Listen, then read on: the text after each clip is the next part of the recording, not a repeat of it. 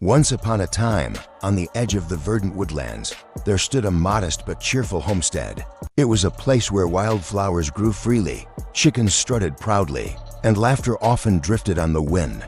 The farm belonged to two rather unusual but inseparable souls, Bran the Lumberjack and Sira the Demoness. Bran was a bear of a man, all brawn and beard, with hands that could split a tree in one swing, but were gentle enough to cradle a chick. His booming laugh was as much a part of the countryside as the morning mist. He carried an axe slung over his shoulder not as a threat, but as a badge of honor, a symbol of his work and pride. Every morning, just after the rooster crowed, Bran would wake with the sun, stretch wide, and breathe in the scent of wood smoke and dew. Sira, by contrast, was born from another world entirely, with horns curling gracefully from her temples and a tail that swayed when she was amused, which was often. She was a mystery to most villagers. Long ago, tales of Demonesses were whispered with fear of fire and curses, of shadow and rage. But Sira had left that behind. She found more magic in a warm cup of tea and a well-kept coop than in any ancient spell. And though some still regarded her with wary glances, her kindness won over even the most skeptical. Their story began with a storm. Years before, when lightning cracked the sky and winds tore through the valley, Bran had gone into the forest to save his livestock. A tree, weakened by rot and rain, had nearly crushed him. But just as it fell, a flash of red eyes and outstretched arms pulled him from its path. Sira had been wandering alone, unseen, and searching for something she couldn't name. Bran didn't scream or run. He offered his thanks, and when Sira, unsure of what to do, turned to leave, he asked if she'd like to share a stew.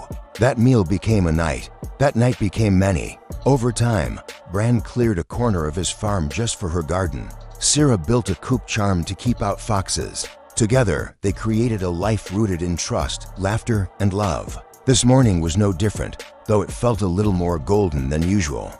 Bran stood near the henhouse, one boot propped triumphantly on a rock as if he were about to conquer the world, or at least finish feeding the chickens. A white hen had perched comfortably on his broad shoulder, clucking with approval.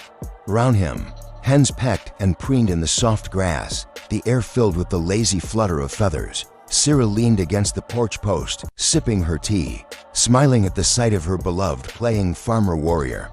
The way his eyes crinkled with joy, how his laughter boomed like thunder. It filled her heart in a way the old realms never had.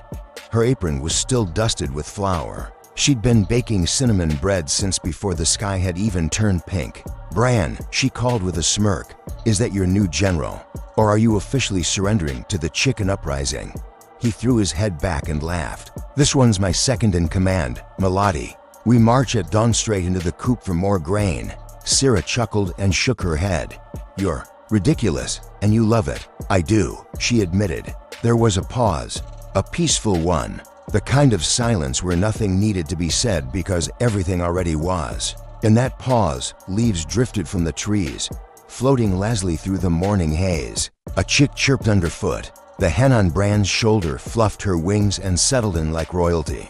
Then Bran asked, "Do you ever miss it?" Sira tilted her head. "The demon realms?" He nodded, his expression softening. "I know this life is quieter." She sipped her tea, thinking.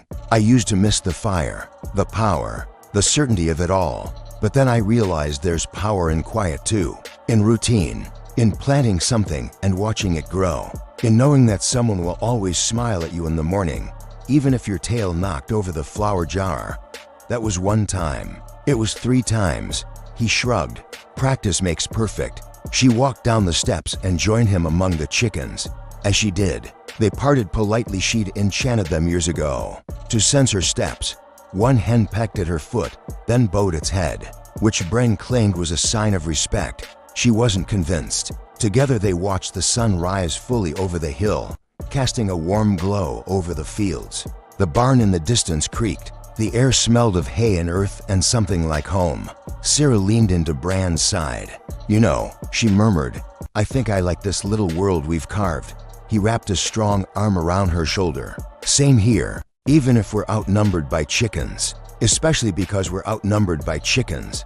They stood there for a long while, watching the world wake up, The only sounds were clucks, the distant rustle of wind in the trees, and the rhythmic heartbeat of a life hard-earned and well-lived. And so the Lumberjack and the Demoness thrived not in a tale of battles and kingdoms, but in the simple, extraordinary magic of every day. The end.